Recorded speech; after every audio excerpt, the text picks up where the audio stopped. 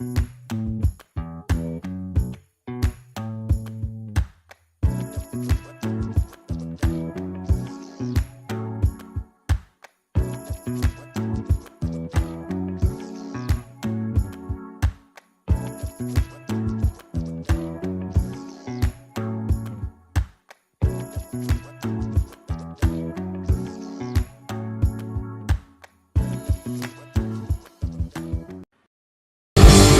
there anybody listening?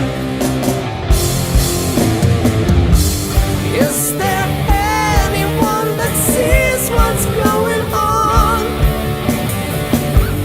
Read between the lines, criticize the words they're selling. Think for yourself and feel the Good morning and welcome back to the trailer park. I am Chanda-Masta and this is Hello Monday. It is Monday. Are we actually launching on everything? Let me make sure this stream is up and running. It has been a crazy busy week. I don't take days off anymore, so all my days blur into each other and all of my content blurs into each other. I don't know which day I brought what story anymore or if I brought that story. I'm starting to lose it, guys. Let's see. Yeah, we're good. Make sure we launched on the Kick and the Rumble. My content, there you are. Good morning, Rumble. Good morning to whoever's watching on the Rumble. We're picking up followers over on the Rumble. It's slow going, but it's there. This is my actual yard behind me. And Kick, we've been loving you on Kick. Oh my gosh, Kick is amazing. Beautiful picture. But it's when I log in, I always have to hear myself for a few seconds. Dingo's over there. Hi, Dingo. Cold Fusion. But does it keep it running? Is that like last week's? Or you guys been super chatting? I don't know. I feel like I'm not even awake yet. Am I dreaming this? Am I actually here? Let's get the chat in here. There's my chat. I felt so alone. Now I don't feel alone. Why don't I have a chat in the Rokfin? Are you guys not chatting? You guys always chat on the Rokfin. Let me refresh that. Good morning, Snow Leopard. Hi, Barb. Hi, Barb. No, nobody's chatting on the Rokfin. That's kind of crazy. Let's see. We got Snow Leopard, Barb, Kim. Hi, Kim. Jilly Love. Hi, Jilly. Yeah, I know a couple others went late this morning that don't normally run at the same time as me, but that's okay. We love them. So if you want to go hang out over there, we understand. Jax is in the house. Good morning, Jax.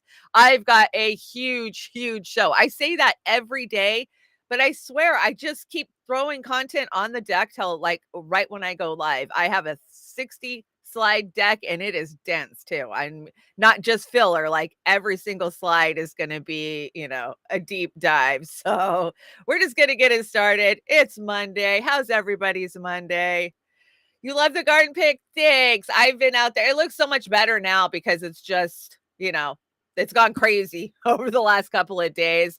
My sunflowers are taller than me now. I'm going to get out there and get a picture for you guys this week so you can see how big the Russian mammoths are getting compared to the American hybrid.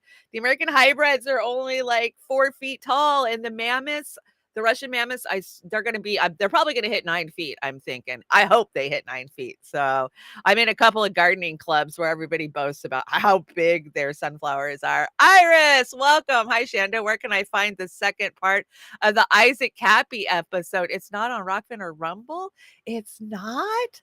I will look for it, Iris. I don't think we took it down. It might be called something else. It might be called Epstein Island.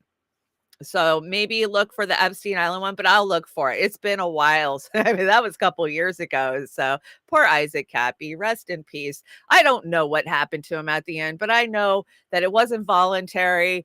And, there was people that were with him that were saying some weird shit, like normal people, like not wrapped up in all of it, that were saying that they were hearing voices coming through the car radio. And come on, we know they got the technology to fucking warp your brain like that shit. It kind of reminds me of that movie in the 80s when, what was that movie? It wasn't Weird Science, but it was like Weird Science, and they kept talking to that guy, and this is God. They kept telling him it was God, and he was in his braces, right? It was a little transmitter in his braces.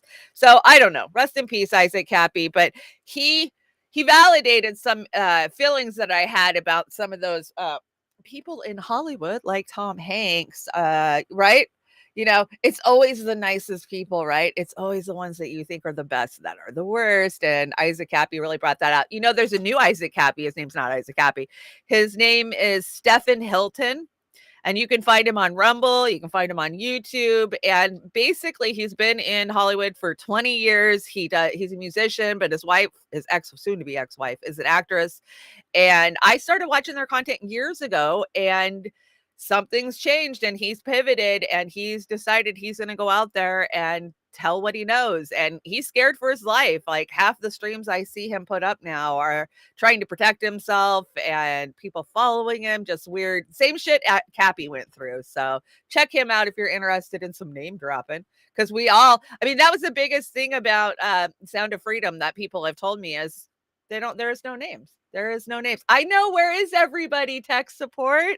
Normally the Rokfin is the one that's blowing up every day, but the Rokfin, you're just all by your lonesome over there. I'm sorry. They'll come in. It just takes a little while. Like I said, there's a lot of people live right now. So this is my hippy dippy Monday. And let's just get this show started. I'm going to sit here and ramble. Of course, we are on Rumble, YouTube, Kick, Rokfin, Twitch, and the Land of Oz on Twitter.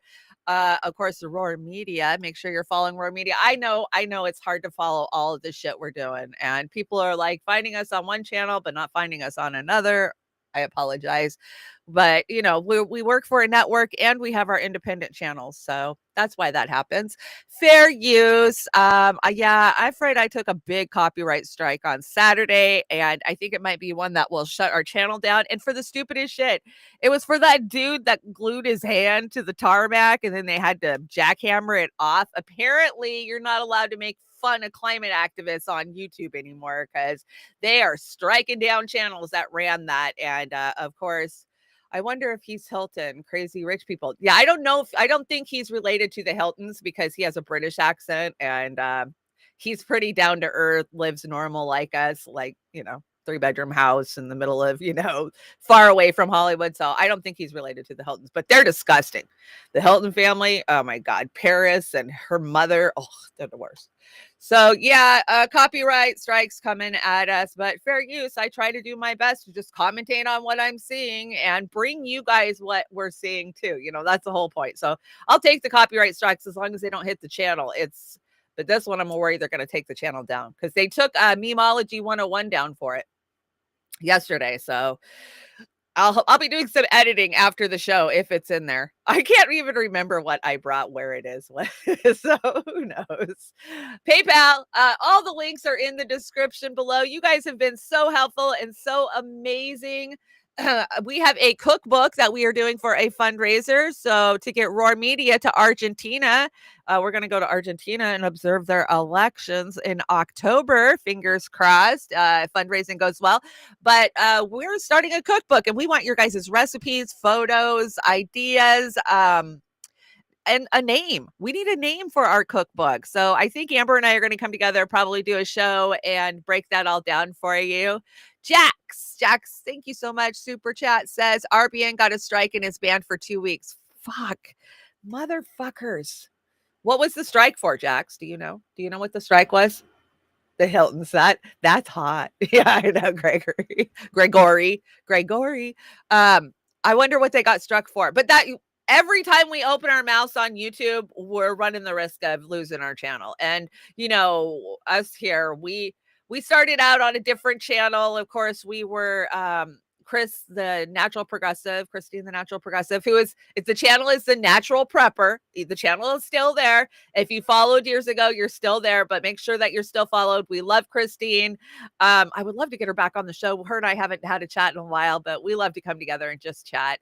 But originally, that's where a lot of our stuff was. And then we were Roar, but then YouTube kept smacking us. And because Roar was a nonprofit, we couldn't really make money over there. So that's when Beauty and the Boomer took that channel over. And it's crazy ducking and weaving all of these goddamn copyright strikes that they love to get us with. So if they got one, I'm sure we covered the same topic, which means we're probably next, right?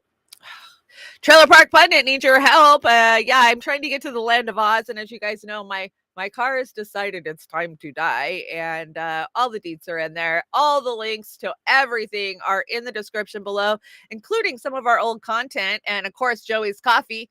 If you haven't had yourself some Joey's coffee, it's the best damn coffee you'll ever taste. And I think there might even be a link to our old merch store in there that might still have a little bit of Beauty and the Boomer merch in it.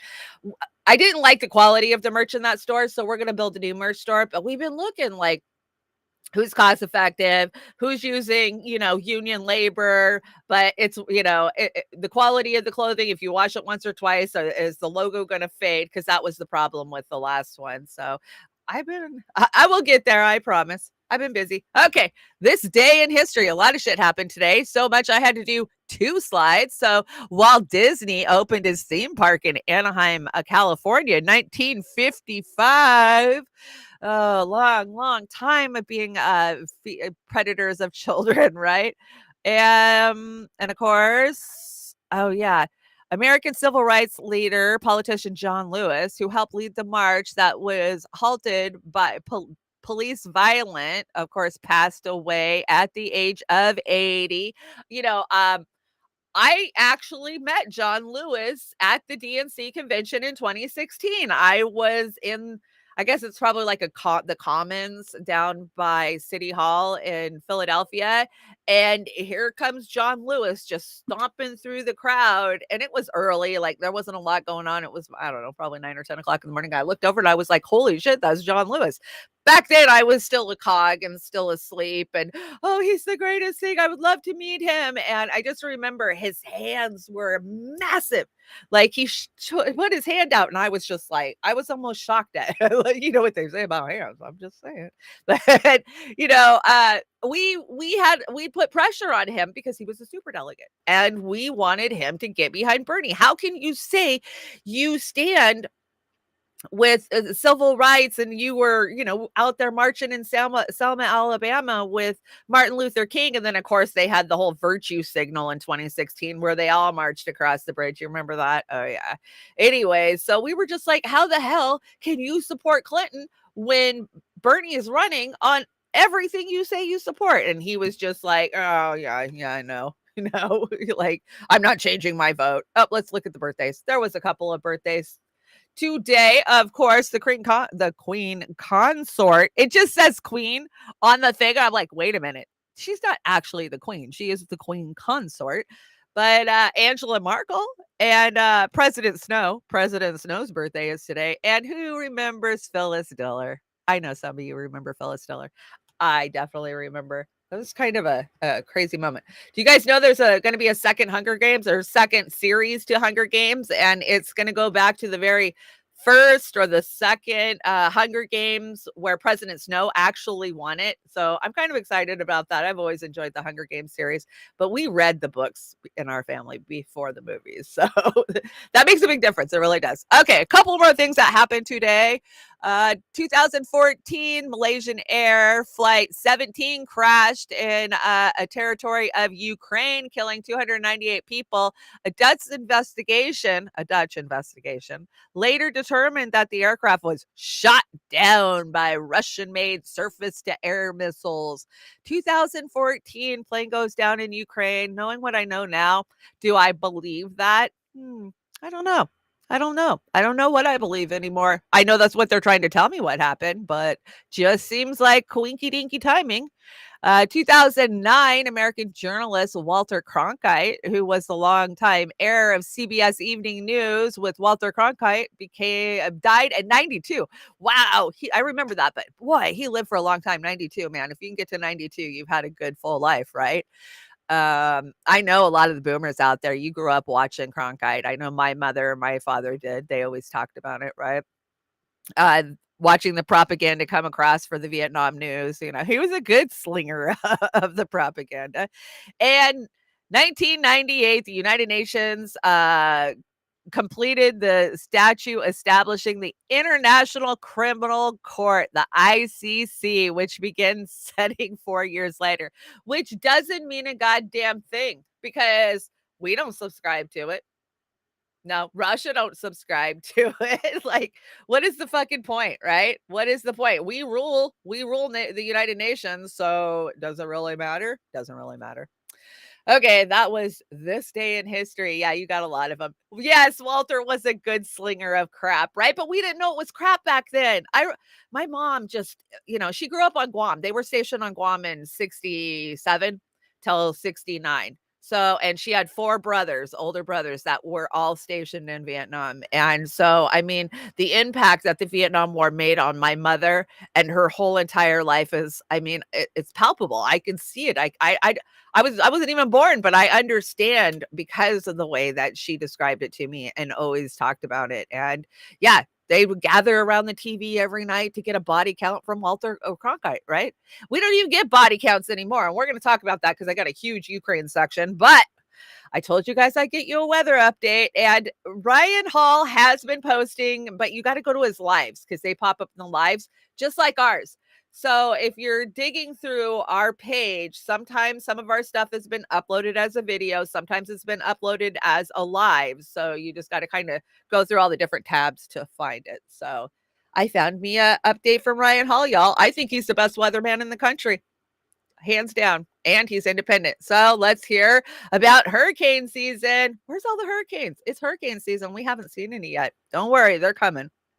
The threat for hurricanes in the near future is rapidly increasing because right now, the Atlantic Ocean is hotter than it's ever been before, and hot oceans are like jet fuel for hurricanes. But things are currently very quiet in the tropics. There's something stopping big storms from forming. In this video, I'm going to explain what that thing is and what's going to happen when it goes away. The Atlantic Ocean is like a ticking time bomb right now with all of these crazy sea surface temperatures. We've been keeping track of this stuff since 1854, and no other year comes close to comparing with what we're dealing with right now. Just look at this map showing where the waters are warmer than usual. Everything is steaming hot out there. One of the hottest spots is down here near Florida, where just the other day a 98.5 degree water temperature was recorded. 98.5. That's like a daggone hot tub. And we can even zoom way out and continue to see those 90-degree waters across a huge region of the Atlantic. This is not normal and could lead to disaster if a hurricane was able to interact with it. Check out this map showing the current maximum hurricane potential out there. If given the perfect conditions, a huge chunk of the Atlantic could support a Category 4 or 5 hurricane right now. And the crazy thing is, we are at the very beginning of hurricane season. We are nowhere near the peak or when the waters are supposed to be at their hottest. But if things are really that primed for hurricanes out there, then where are all the hurricanes? You see, things are pretty calm right now, mainly due to a combination of Saharan dust and vertical wind shear which stunt the growth of tropical storms. The larger deterrent of these two is wind shear, which is basically when all the winds up in the atmosphere start changing speed and direction with height. And there's a large area of that happening around the Caribbean currently, and it's acting as a shield, keeping all the big storms away. And earlier this year, we thought this pattern would carry through the entire season due to the fact that El Nino was ramping up. You see, when the waters around the equatorial Pacific start getting really warm like they are right now,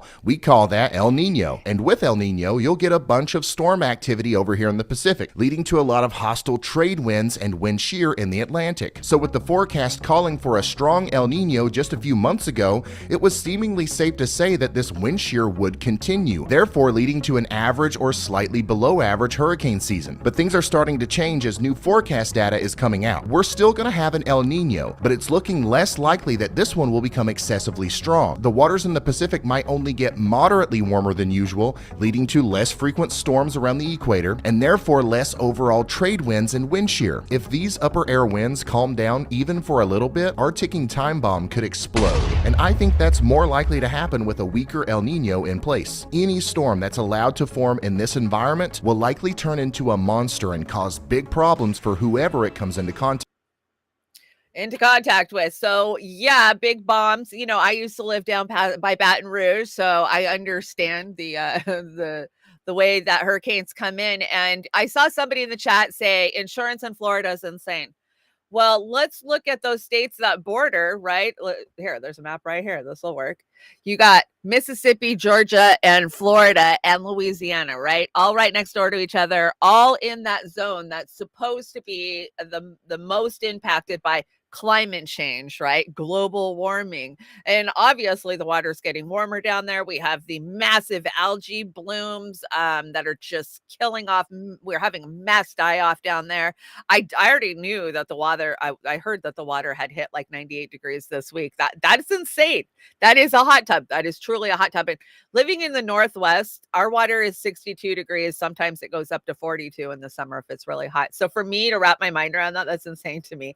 But who's it going to affect the most? It's going to affect the poor, because why? They're the ones. Hurricanes always knock out the trailer parks. Tornadoes always wipe out the trailer parks, right? Why is that? Because they conduct heat, because there's a lot of metal there. But this is going to hurt the poorest among us first. These massive storms that are coming in, right? That the Democrats are screaming about, but they don't control the weather at all. You should have seen the chemtrails yesterday in my place. It was insane.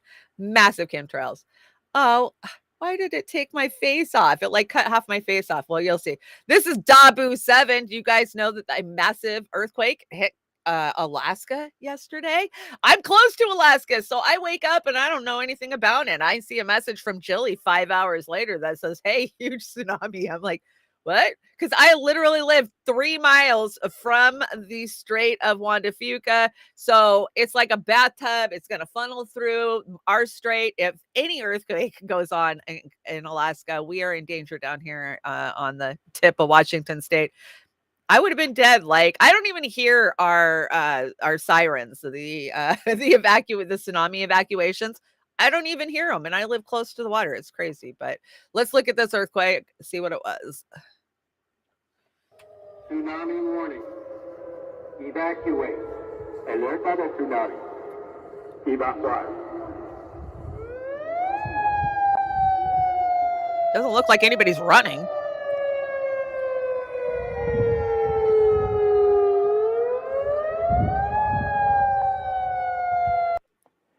And this is Dabu 7.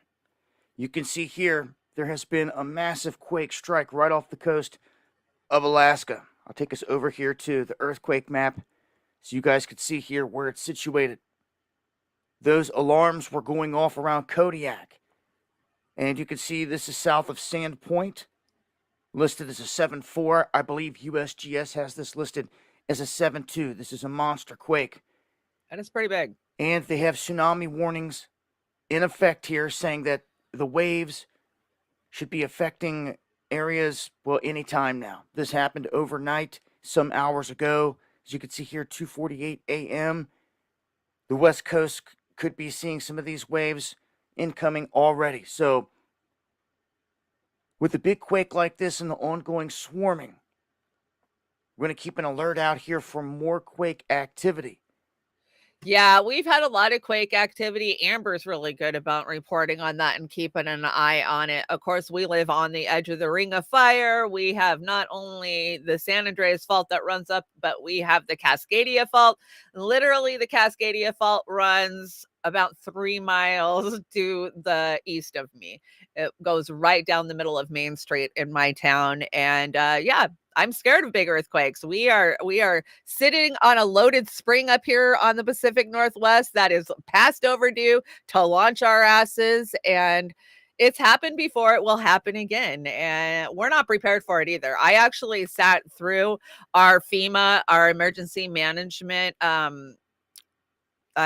testimony down at our local capital, at our state capital, and it's truly terrifying. Like, we'll have liquid factation so bad that we're going to be micro islands, and they're going to have trouble getting to people. They say that it will have probably an 80% die off in our counties, our 3 counties up here, just because we're a retirement community, and they're not going to be able to reach us. You know, people not being able to get their meds, you know, whatever. It's going to be a total catastrophe up here. If anything higher than a 7 hits the Pacific Northwest. So earthquakes scare me, and I keep an eye on them. Let's see, what do we got here? I have declared a state of emergency due to severe storms throughout the state causing hazardous weather. And this was New Jersey. Yeah, New Jersey yesterday declared a state of emergency. This is the is this Europe? Yeah, look at that. Look at those temperatures. The temperature in China hit 126 degrees Friday, and it beats the old record by almost 3 Fahrenheit. The world is on fire. I don't doubt that the world is on fire, but they want to make the poor's pay for it, right? That's the way I see it. We're not going after big fuel, big fuel. We're not going after big gas, big coal. We're not going after the military industrial complex. It's all your goddamn fault because you drive your car to the Walmart every day for 2 miles. Like that, I'm not denying that the planet's on fire. The planet's on fire. But is the planet on fire because of us, or is the planet on fire because that's naturally what it wants to do? Mother Earth does what she wants, and we know that. And we are peons to think that we can control her. Okay, let's get into Biden. We got a lot to talk about. Impeach Biden now. Yeah. The Biden-Harris team dramatically outraised and announced their totals from every GOP candidate running for president, including Donald Trump, by more than 2.1% and Ron DeSantis by 3.1%. I am not buying this shit. Biden raised $72 million in the second quarter by small donors. Bullshit.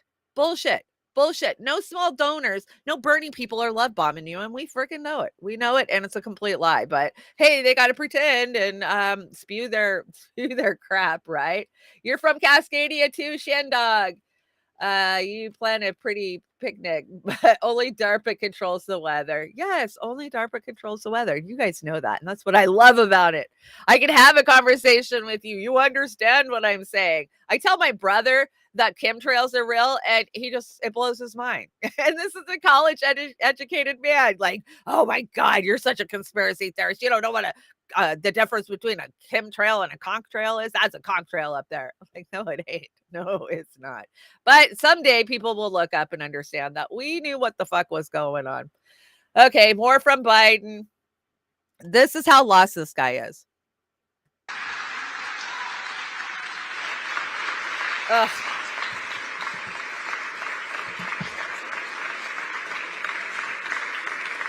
This way? No. Mr. President, thank you. This way. At the end of such a momentous event, the word thank you seems kind of inadequate. But for all the millions whose lives will be he's not saved, talking to me. I'm going to go this way. for the communities where life will be transformed, thank you. So thank you, President Biden, for your outstanding... Aren't you proud to be an American? Yeah, and fracking too. We don't go after fracking either. Red Angel. Of course. So happy International Ice Cream Day. Yesterday was Ice Cream Day. Of course, Biden was out there helping the kitties. Hello, kitties. Yeah, that's exactly how I see Biden too. I see him as the old man perv from Family Guy. So disgusting. Okay, let's move on to Ukraine. And they kind of made a few admissions this weekend about Ukraine, right? We were supposed to be waiting for this big summer offensive that was going to happen, right? And then they were going to kick Russia's ass once they got all of the military weaponry that we were going to give them and munitions. And yeah, it kind of stalled out, and that's not what happened. So after suffering heavy losses, Ukraine pauses to rethink their strategy. Early in the counteroffensive, Ukraine has lost as much as 20% of their weapons and armor. 20%, that's what they're telling us, right? The rate dropped as the campaign allowed, and comrades shift their tactics. So, okay, they've slowed their roll, and they're taking another look at it, right? Yeah, AOC wants you for World War III. She does. Sandy, AOC Sandy. And let's see, this is going to be like a 4-part Ukrainian thing. In the first 2 weeks of the Ukrainians' grueling counteroffensive, as much as 20% of the weaponry sent into the battlefield was damaged or destroyed, according to American and European officials. The toll includes some of the formidable Western fighting machines, tanks, and armored and personal carriers the Ukrainians were counting on to beat the Russians back. The startling rate of loss dropped to about 10% in the ensuing weeks. The officials said preserving more of the troops and machinery needed for major offensive push in the Ukraine says it's still to come. So basically they're saying, well, we lost a bunch of machinery and they don't even tell us people, right? That's the whole thing. Everything they came out and admitted this fucking week, we don't get no body counts. We don't get no your Ukrainian body counts. I didn't even get stoned this morning. Why can't I talk? What the hell? Maybe I should have got stoned. But yeah, they're just like, oh, well, yeah, we lost like half of what we sent there, but we're just going to slow down and reevaluate. And no, you don't need to know how many lives were lost. We're doing good. We're doing good. Lindsey Graham thinks this is fucking great because he says the Ukrainians are dismantling the Russian military. Not one American service member is on the ground fighting or dying in support. If we continue to responsibly assist Ukrainians with the weapons they need, they will win. And what did he say? Well, the cost is nothing to us, just some Russian lives. So, yeah, let me see your war face. Oh, look, there's his war face. I always just see him as a Southern gentleman, right? He's a Southern warmongering gentleman. So gross. Those are all old refaces that I've had. I have so many refaces. On Fridays, I'm going to start loading you guys down with the videos because I can't bring the videos because we take a copyright strike for them. But I have hundreds of reface videos. I was digging through my drive the other day. I was like, oh, God, I got to bring these. Some of these are freaking hilarious. So the Biden administration is quietly debating whether to send how do you say it? What's ATACMS missiles, but is it ACTMAS missiles? Snorky, I know you know. The United States already has plans for the limited stock of low-range army to tactical missile systems. So, yeah, let's give them more, right? And that's what it is. You remember the days when Obama dropped so many bombs that he ran out? That's where we're at again. We're out of shit that we want to give them, right? And that's why we're down to these cluster munitions, is because, well, we're running out. We have a stockpile of these. They don't work very well. So let's just give them to Ukraine, right? So, but I brought that because every time I bring you guys a story where they're deciding that they're going to send some kind of munitions over to Ukraine, it's funny. They end up deciding to send it. And so you might as well just count that one as already decided, and they're going to start shipping them out soon.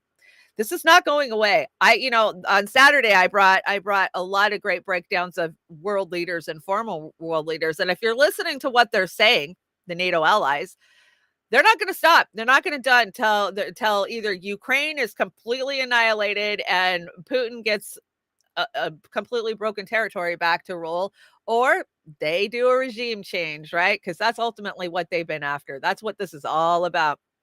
So Caitlin Johnstone, today in War Propaganda, the New York Times excludes some crucial information about cluster bombs from its headline. The Washington Post and The Guardian have some interesting views on the NATO membership for Ukraine. And surprise, John Bolton loves cluster munitions. Surprise. Yeah, we knew that. Caitlin Johnstone, if you're not following her, down to earth, amazing writer. She just knows how to put it out there in a palatable, understandable way. Been following her and loving her work for so long. Biden has put the world on the edge of World War III. Hashtag impeach Biden. Yeah, that's going to hang around for a while. But God, what do we get if we impeach Biden? You know? We get Harris. That's scary. So speaking of weapons, Oz sent me this the other day, and Rep. Jason Crow says bioweapons have been developed to target people based on DNA. What? Amber's been telling us this for a long time. Like, she even said COVID, right as COVID was happening, like this could be engineered to target certain peoples, right? And we've heard that. That's what RFK Jr. is saying, right? He said it on a podcast not too long ago that this was designed to take certain people out. But let's hear from those in the know, right? They're the ones doing this shit, so they know best. Yeah, so to be clear, I think one of the things we're talking about here is that there are now weapons under development and developed that are designed to target specific people.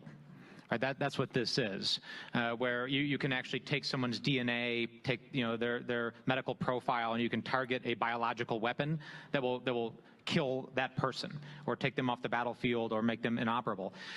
So you can't have a discussion about this without talking about privacy and commercial data. in the protection of commercial data, because expectations of privacy have degraded over the last 20 years.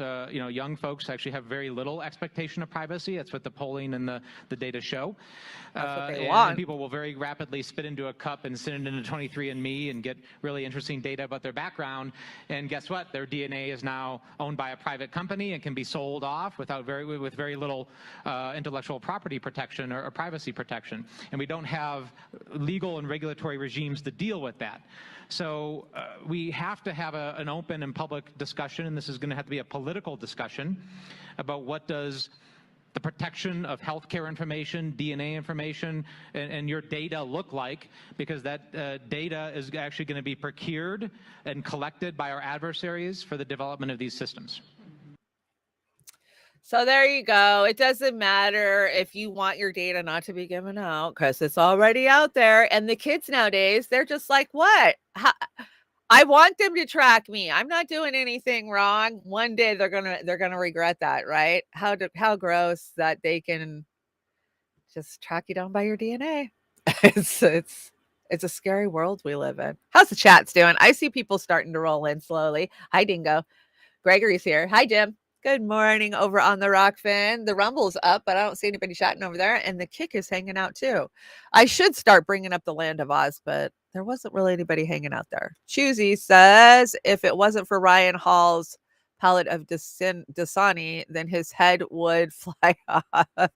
I'd personally rather die than drink Dasani. I hear you.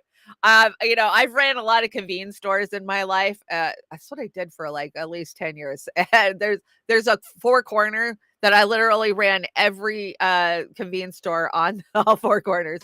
But anyways, Dasani is of course a Coca-Cola product, right? Or is it Pepsi? No, it's Coke. It's Coke. And I had an old lady that would come in and she would say to me, I don't know what it is about that Dasani, but it gives me the poops. And I'd laugh and be like, well, don't drink the Dasani then. So there you go. It'll give you the poops. I think this is your first United spot, or maybe it's the only United spot. I don't remember.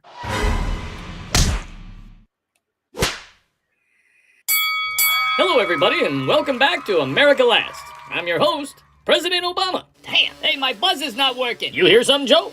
I didn't hear none. My buzz is not working. Top 5 answers on the board.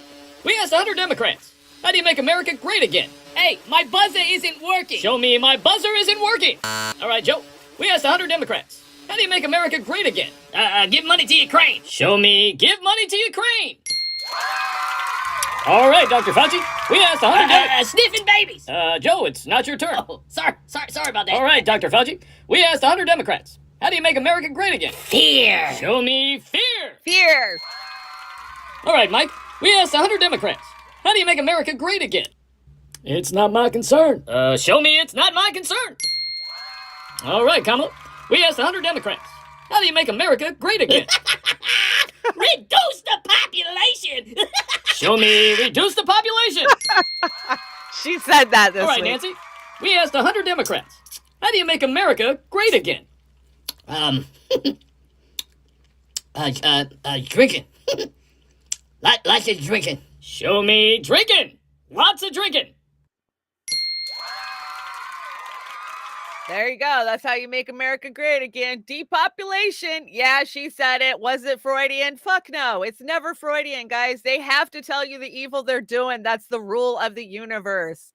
Whether you call it God, a higher power, a higher source, the source, Allah, doesn't matter. You know, if you subscribe to the fact that we're living in the goddamn matrix, there's some kind of source that created the construct that we're in, right? So they have to say it. They have to tell you the evil they're doing. Speaking of evil, I don't know if this guy's evil or just stupid. You know, I get it. He has small kids, so he's grifting so he can pay the bills. That's what I see in Ryan Grimm. But Ryan Grimm's been out there spewing a bunch of shit. And yes, Jilly, we are gonna get to the RFK Jr. You bet your ass it's on the deck. I stayed up. I got up super early this morning to get that shit on the deck, and we're gonna go there. But let's bag on Ryan Grimm first. So people think, let's see, what is this? People didn't think that Trump was actually going to win. A bunch of the voters who voted for Stein afterwards were like, Oops, I thought it was just casting a little protest vote. Yeah, fucker, that's not true at all. I don't think I was casting a little protest vote. Trump was a potential at that point rather than a reality. Like, and people didn't think that he was actually going to win. Yeah, that's true. Like, polls had him down massively. Right. Polls, polling units across the board giving him mine over the Huffington Post gave him like a 95% chance of losing the election. Right. And so people, I think, weren't taking him as seriously. So, and I bet a bunch of those voters in Pennsylvania, Wisconsin, and Michigan who voted for Stein afterwards were like, oops.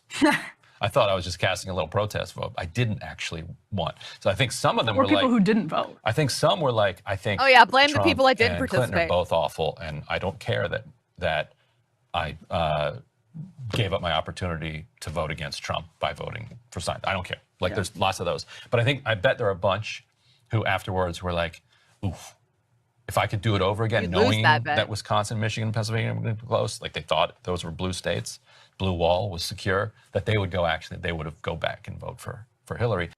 Oh, that is so gross. When he speaks, this is all I hear.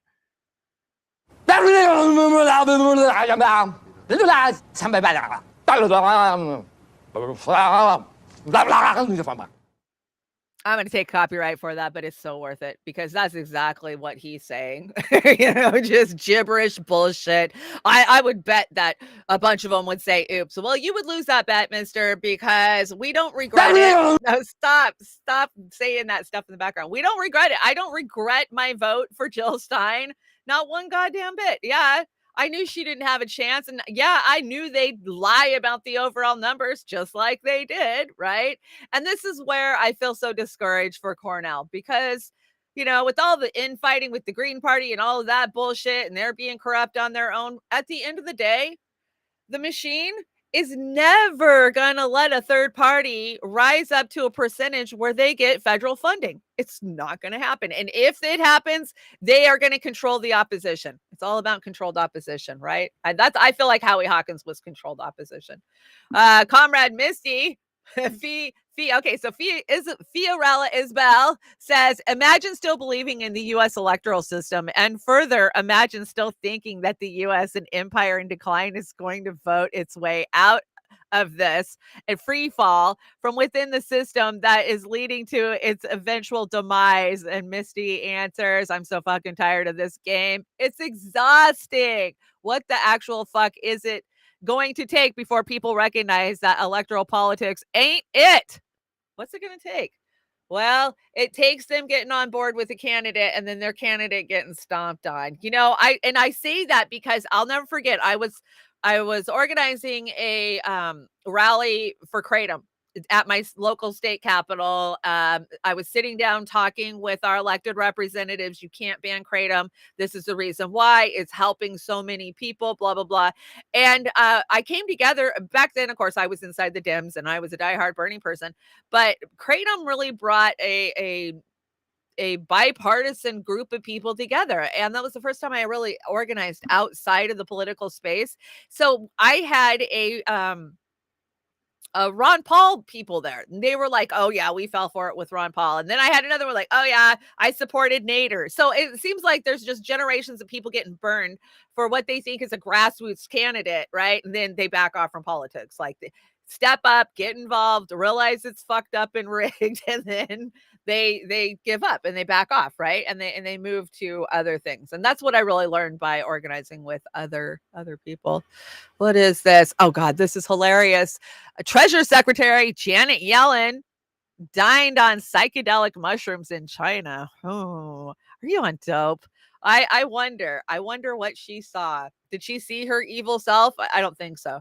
Right? Because that you're supposed to have a big enlightenment and awakening when you do psychedelics. I don't think she ate enough. Probably not.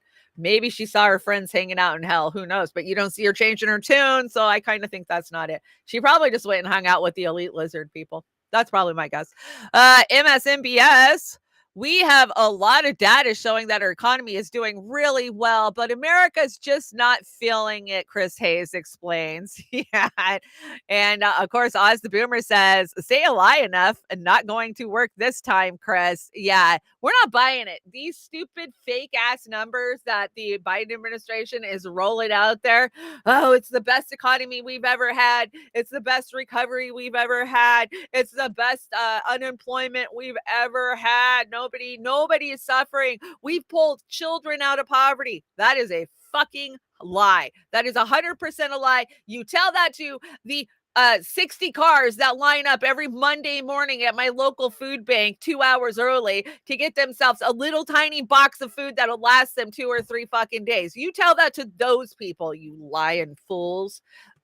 Numbers are so subjective, right?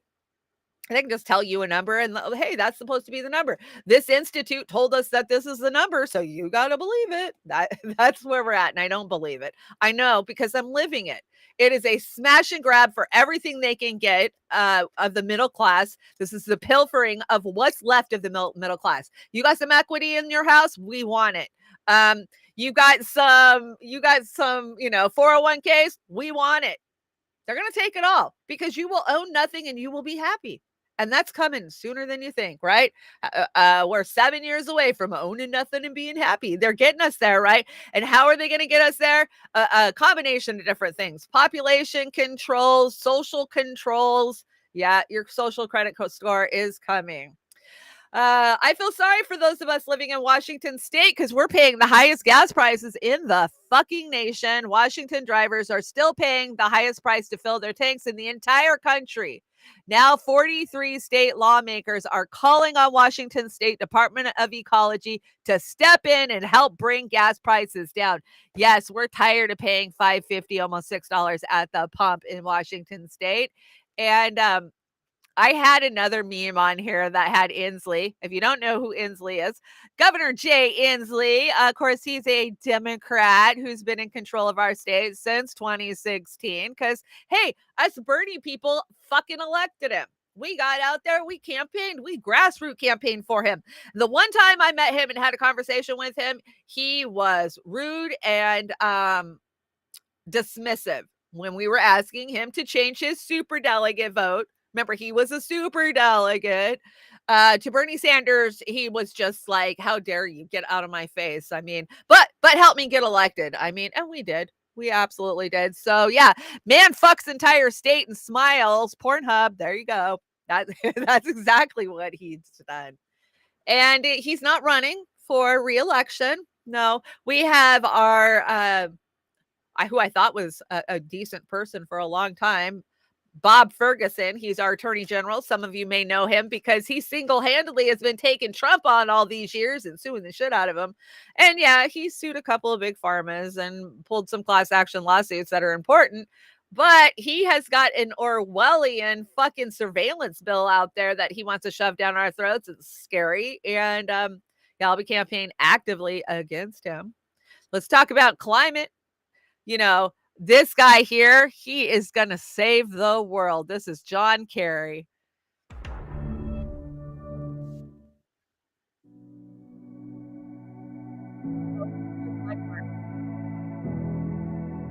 Not. Thank you, Secretary Kerry, for being here and for your decades of varied and rich service to our country.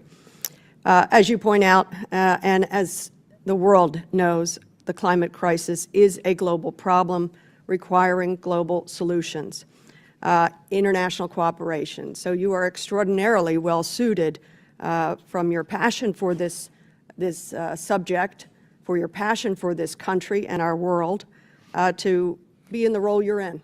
We're lucky to have you. I want to just take you to some of the opening statements.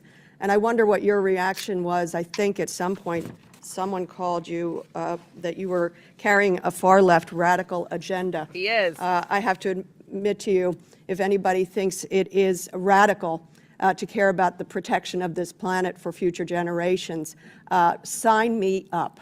It reminds me of Martin Luther King in the letter from Birmingham jail, when he was called a radical and an extremist. Stop it. He said, wasn't Jesus a radical for love? So I embrace the term radical whenever I'm attacked that way, when I'm focused on something so worthy. What are your thoughts? Are you embracing some far left radical agenda? Well, thank you for the opportunity to hang myself. Oh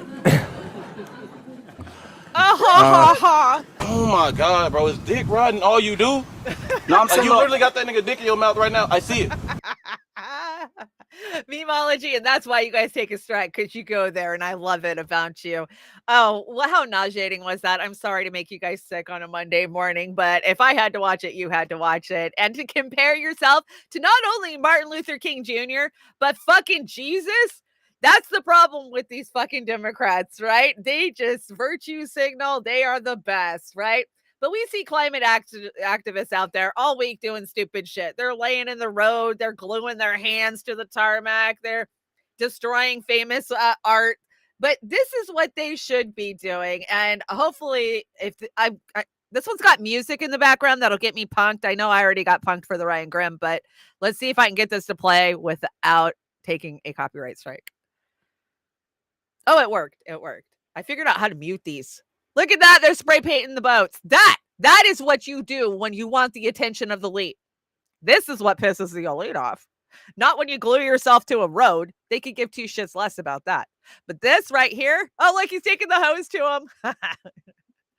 You know, Bezos has got a new boat, guys. Just saying. Just saying. And last I heard, what was it, in Holland? I don't know. It'd probably be pretty easy to track that boat down. It's so fucking massive, they have to tear down historical bridges to move it. So this I can get on board with. The stupid shit, I can't get on board with. Now, if you're going to go to jail by doing something good. If you're going to take charges, because they don't care. Judge is going to throw the book at you, whether you glued your hand to a pitcher or you spray painted a boat. You're going to go to jail either way. Make it count, man. Make it count. That's an act of defiance for sure. I got that from Reef. Thank you so much, Reef. I get all of this from you guys. You guys are the ones that write these shows. So thank you very much.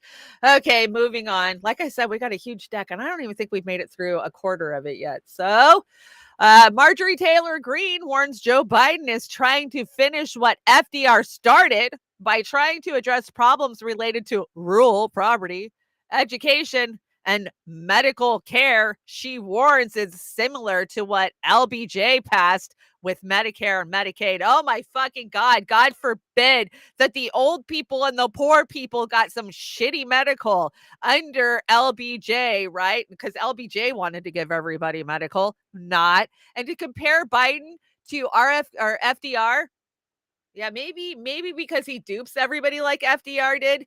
If anybody wants to compare anybody to FDR, I would say it's Robert F. Kennedy Jr. because he comes from an elite status where he says that he represents the poor. That was FDR, right? In a nutshell. But ultimately, he went to him and said, look, to the rich people, to the elites, which he was a part of, if you guys don't start giving something, you're going to lose it all. And I think that's where we're at again. Oh, I'm all glitching out today.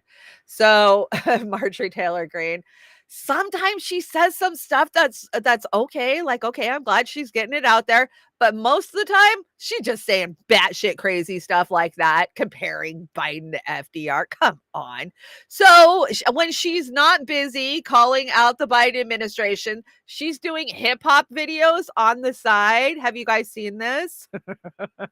Oh, you're in for such a treat this morning. This is what is it? I can't even, it's so many acronyms, I can't even go there, but here we go. Sexualized and having transgender surgeries. Sexualizing children is what pedophiles do to children. MTG, Megas MVP. MTG, Megas MVP. MTG, Megas MVP. MTG, Megas MVP. Democrats get back. Boom. Reporters even get slapped. They spreading all these rumors cause Marjorie be spitting big facts. Deep state and the left always hating. When they gonna let Joe about that basement?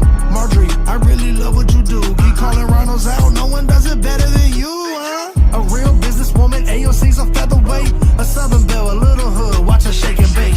Divorce, that's all y'all gotta bring up. Yeah, watch her drain the swamp, cause she know they corrupt. She's fighting for our children, she's fighting for our freedom. She's fighting for the Jan 6, she's fighting good versus evil. MTG, MAGA's MVP. MTG, MAGA's MVP. MTG, MAGA's MVP. MTG, MAGA's MVP. She's a boss. She don't rock with Transceiver cause they soft. Them libertarians can't save you, wipe them off. You know we reppin' 45, he never lost. Watch a real Georgia peach go and set it off. Oh my gosh. We live in such a cartoon. That is a cartoon, but very catchy tune. So yeah, Marjorie Taylor Greene is MAGA's MVP. There you are. Bitch better work it. Yeah. Why can't Marjorie Taylor Greene dance hip hop? I don't know. This is dumb, right? She couldn't even dance. All she could do is just, this is dumb. So dumb. Everything we encounter is dumb. Let's see. What is this? This is another Dabu. Oh, this is about the CBDCs that are getting ready to roll out on all of our asses and roll over us. So I am going to keep screaming about this and telling you to keep using cash, because that is the only weapon we have to fight back against this. Use cash. Pull your money out of your bank accounts. Carry cash. Spend cash. And play. Come on. There we go. This is Dabu 7. Huge moves being made here as the financial world is about to get rocked. It seems a series of events are about to unfold, and they're telegraphing all of this, letting it be known that it's going to happen, as they always do. The question is will the sheep hear this and plan accordingly? We've been warning on many different fronts of several different factors that seem to all be coming together. One of those is this whole climate thing that they're pushing. They're going to use it as their new fear-based tactic. Yep. To scare people. Yep. Which they're doing globally, and also to usher in more control. In the midst of that, there looks to be a financial crisis that is going to put everybody on their rear, and it's going to really deplete the U.S. dollar down to where they want it. Yep. Because they're tearing this whole thing down as part of a reset, you see. And to be able to implement anything new, they have to do away with the old.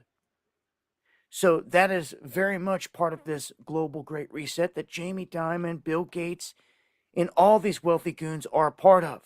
That's why they're wealthy and allowed to stay in the seat that they're in, because they go along with the show. But Jamie Dimon himself here stating that he believes, by their estimates and predictions, consumer savings accounts will be depleted by the end of this year. What? Meaning almost everyone out there that is sitting on money, which they can see right into the accounts of everyone. They can see who's saving what and all of it. And they're predicting by the end of this year, within the next 6 months, all that savings is to be depleted completely. And this is money people were starting to stack up at the beginning of lockdowns and everything else. The unraveling of the dollar is going to continue as planned. Everything is going to continue to get more expensive. And this crisis that's about to be implemented with the money, they may let the dollar come down lower and lower and lower and lower. And it's going to cause hell for everyone in America and anyone holding the dollar. As soon as BRICS launches in August officially, this gold-backed reserve currency, the whole world is going to shift. You could go to a 10-year-old and you could ask them, I've got two currencies, one in each hand. One's backed by gold, the other isn't. Which one do you want to take? They're going to take that one backed by gold every time, turn around, take it right into the bank, and walk out with cash. And yeah, you think what you want about Dabu, and who actually has a plan to try to survive this. If I had savings, if I had tangible money, I would convert it to gold. I would have converted it to gold a long time ago. Honestly, I probably would have done it in 2008. You know, I lost my 401k, my entire savings in 2008 because I worked for the fossil fuel energy industry at the same time that 2008 hit.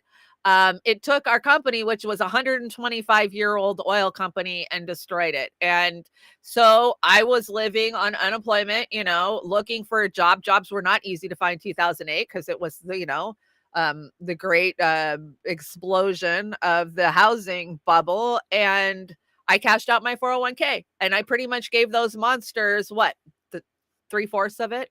I don't even remember. I couple, maybe 10,000, 15,000 in there. And I think I ended up with a couple $1,000s at the end of the day.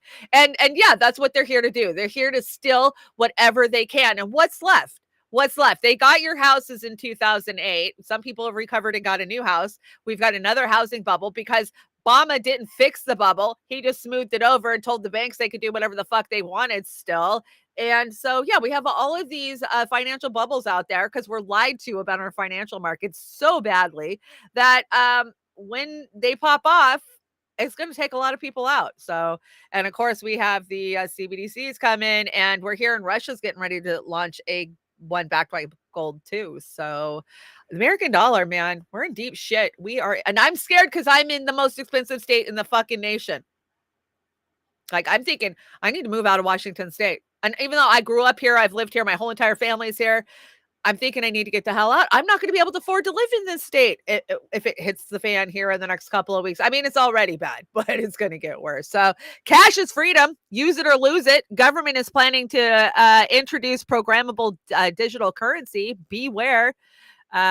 Is this for our benefit or absolute state control? It's for absolute state control. So cashless societies will mean no savings for a rainy day, no selling unwanted items for cash, no tipping waiters or hairdressers, no car boot sales or market. Let's see, no fivers for the grandchildren. Oh, could you imagine not being able to slip the grandkids money? No coin for the homeless, no tooth fairy or piggy bank. No tooth fairy here. Here's a credit card you can go spend $5 on, the tooth fairy says. That's insane. No financial privacy and much more. So keep using cash, guys. Keep using cash because they don't even want us to be able to have the ability to barter. They have been crushing barter communities for fucking years. We could go back to the 90s with Ruby Ridge and Waco and on, but it's not just that. Being in the Northwest, I have lots of friends who have had barter communities and lived on communes. And yeah, try trading. See what happens. You get the FBI kicking your fucking door in, and if they don't, the ATF will. So keep your money. Keep using cash, guys. I don't know what else to say. The basic way government steals your money, it earns it. If you earn it, income tax. If you live somewhere, property tax. If you spend it, sales tax. If you save it, inflation tax. If you invest it, capital gains tax. If you start a business, licenses. Oh my God, that one's kicked my ass this year. If you own a good business, profit tax. If you give it away, a gift tax. If you die, inheritance tax. And yeah, that is the American government. Hey, I can't campaign today. My sister's taking me out for ice cream. I bet you there's times where he thinks she's his sister. Probably. Like, why are you here? What are you doing? Okay, Jilly, you waited for this. You sent me these this morning, and I was like, holy fucking hell. I can't even. So for as much that Robert Kennedy Jr. says good about the pandemic and Big Pharma, and the whole reason I'm in this fight is because of Big Pharma, they handed me an addiction. A man in a white jacket handed me addiction in 2000 and just said, you'll be fine. You'll step down. He had no idea that he was getting ready to, he destroyed my life, right? And so I love that he calls out Big Pharma, but his downfall is Israel, and his stance on the no apartheid is so disgusting. I mean, he's a Dem. I'll never vote for a Dem ever again in my life, but this is just fucking gross, guys. And they went to, good universities, and I see now this narrative taking place that portrays Israel as an oppressive nation. They are, and the Palestinians as the impressed. They are indigenous group, and the narrative flows from that this is an apartheid state, etc. There's very, very little truth in the in that depiction because there's no contact with history. There's no context. There's no understanding about the huge efforts that Israel has made to settle a peace and the unprecedented efforts that Israel makes to avoid civilian casualties when its adversaries actually target civilians. What are you talking what about? happened in the Jenin camp last week was truly extraordinary, where Israel once again put the lives of IDF forces at risk to go into dangerous areas, into bomb factories, to make sure when they could instead do what the Russians did, what the U.S. would do under the same circumstances, which is to drop explosives so that not to put troops at risk.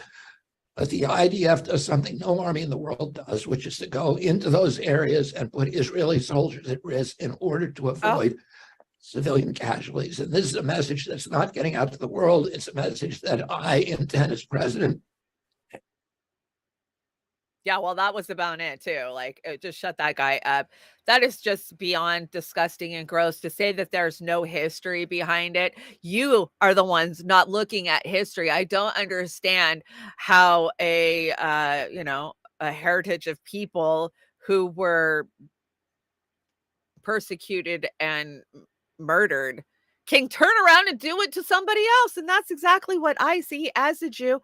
My first husband was obsessed with the IDF. He would have been IDF if he could have got up to be IDF, but his family wasn't important enough and he didn't live in Israel, even though that's what he wanted. And to say that they do everything they can, we've all seen the videos of the IDF soldiers playing games with shooting children in the head, the ones wearing t-shirts bragging about killing Palestinian children. And who's left in Palestine to fight them? 10-year-olds? Because you killed all the rest. But yeah, poor Israel. Poor Israel. So here's more poor Israel. Etc. Now, I know Bobby Kennedy. I know he's not an anti-Semite. I called him up immediately. I reached him. He's on the line with me now. Bobby, let's first and foremost, before we address this controversy, I want to talk about you and the Jewish community. I want to frame this conversation.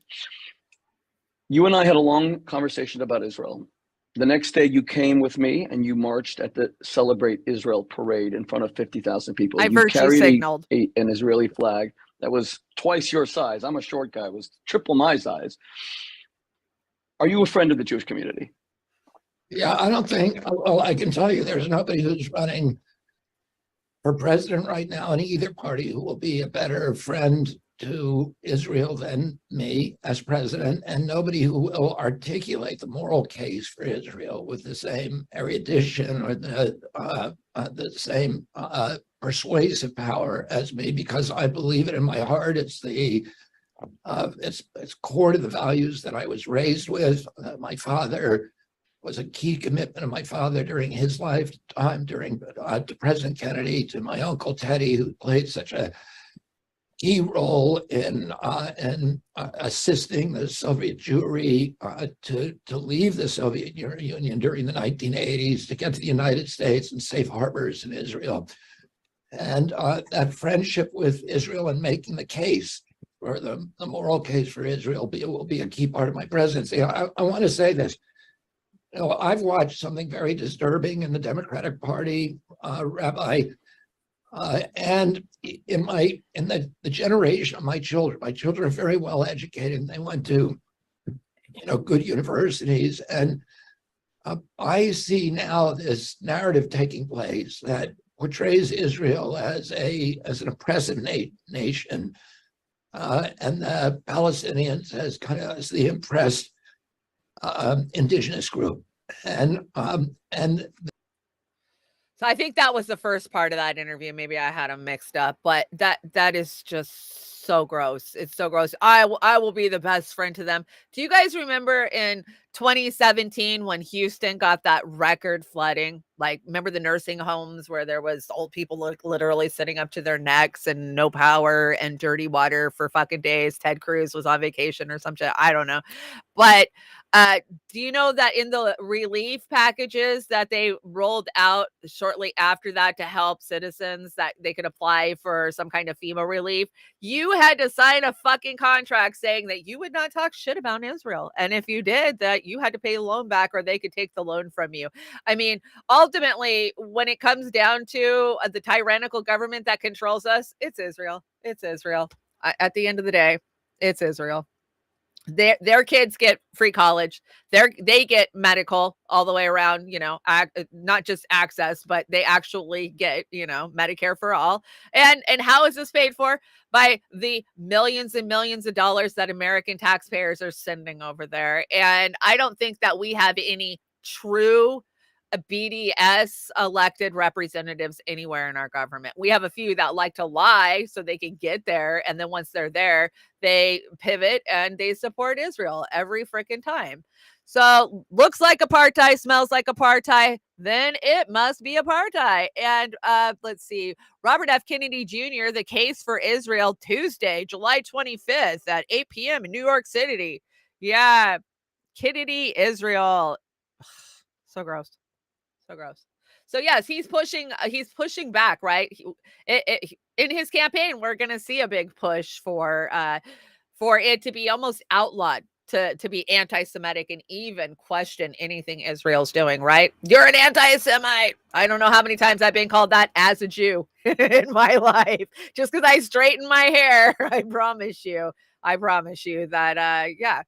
I've known what's going on my whole entire life. And of course I supported Israel like the good person, the good Jew I was, right? Until I started to understand what the hell was going on to the Palestinian people, how they were killing them, how they were stealing their land. I mean, there was a way to coexist and they didn't do it. So I don't know whether you think this is good news or bad news, but this was breaking just like an hour ago. And Netanyahu hospitalized. So Israel President Benjamin Netanyahu has been admitted into the Sheba Medical Center in Tel Aviv for the second time in a matter of days after fainting and complaining of chest pain. Oh, he must be careful because he might be joining his friends, Colin Powell and Donald Rumsfeld down there in the bottom. Yeah, every time one of these warmongers passes away, I reface them into this meme. So those are oldies, but I would say prayers and thoughts, but no, I got no prayers and thoughts for that. So don't ever stop talking about Palestine. Just don't, right? End the wars, bring our troops home, and invest those trillions of dollars into American communities. Support veterans, stop the foreign military aid, close the bases, disband NATO, and ban nuclear weapons globally. Yes, Cornel West, I agree. And don't get me wrong, Cornel's got his problems. You guys know I call him out. I call all of it out. But staying with that, we got to talk about Pramila Jayapal. Pramila Jayapal was one of those that I campaigned for. Literally, I met her in May of 2016 at the Washington State DNC convention. And we were actually out there passing out flyers about, the BDS movement, support Palestine. And she was like, oh, yes, I support Palestine. If I get elected, I'm going to fight for the Palestinian people. That is the most important thing. And yeah, this is what she had to say this week. Oh, let me see if I can bring it up on the big screen because it's tiny print. She did it in tiny print so nobody could actually freaking read her BS. Let's see, where is it? Jamie Dimon. We're already past that. Wow, we're at slide 39. We're getting there. Okay, so at a conference, I attempted to defuse a tense situation during a panel where fellow members of Congress were being protested. Words do matter, and so it is important that I clarify my statement. I do not believe that the idea of Israel as a nation is racist. I do, however, believe that Netanyahu's extreme right government has engaged in discriminatory and outright racist policies that are extreme racistly driven, that the policy within the leadership of this corrupt government. I believe it is incumbent on all of us who are striving to make our words a more just and equitable piece to call out and condemn these policies and under the current Netanyahu government. So basically, I'm not going to read that whole thing because honestly, I can't even see it. My eyes are bugging out. Basically, what she's saying is I stand with Israel, but I just don't like Netanyahu because he's an extremist. He's a right-wing extremist. But that's funny. Remember when the whole Congress invited him over? They didn't even ask the president's permission, and he got to speak, address the Congress. So let's hear from her. What does she say? So let me turn to your work on junk fees. There are a few issues today that unite members of Congress more on the Hill, and I'm proud to say that junk fees attract the ire of both Democrats and Republicans because, as your agency notes, they are, quote, surprise charges that inflate costs while adding little to no value. So tell us how widespread these junk fees are and give us some examples of what you're talking about and how they harm consumers. Okay, so just so context, she is fighting to get rid of junk fees for concert goers. So if you buy a concert ticket, Live Nation's charging you a service fee. She's doing important work by getting rid of these service fees because, you know, as poor people, we hate when we have to pay a service fee to go to a concert that costs $400 for a freaking ticket. Oh, wait, I don't ever get to go to concerts because not only can I not afford the service fee, I can't afford the freaking concert ticket in the first damn place. But please continue, Pramila, because you're doing important work. Yeah, I mean, I'm sure everybody can relate to this in their day-to-day lives. You know, these are mystery fees that show up, be it a resort fee charge on your hotel bill or an unwanted or unnecessary charge that shows up somewhere else. One of the areas where we've heard most about these junk fees is in the auto context. You know, buying a car is one of the most significant financial investments that people make. And unfortunately, we've heard that all too often consumers are saddled with charges for unnecessary or unwanted or redundant fees. We're moving forward there. We also brought a lawsuit last year against Vonage for also including some of these junk fees when people tried to cancel their subscriptions. So that's just some of the work. We currently sought comment on whether we should do more work on junk fees, including through potentially proposing a rule. We're reviewing those comments and determining how to move forward. And the FTC's got a long history of dealing with junk fees, is that correct? That's right. Can you talk about that?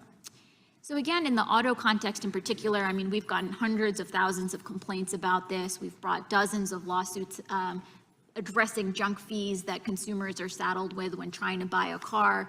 But it's really, you know, market-wide that we've seen these charges emerge and that we're looking to be actively addressing. Well, I want to thank you for your work and hope that we talk more about some of the shared interests that we have across the aisle. Oh my gosh. Well, I guess if I ever have the money to buy a car, I'll probably be thankful that she's fighting the junk fees. Pramila doing important work. Let's see. My enemy list.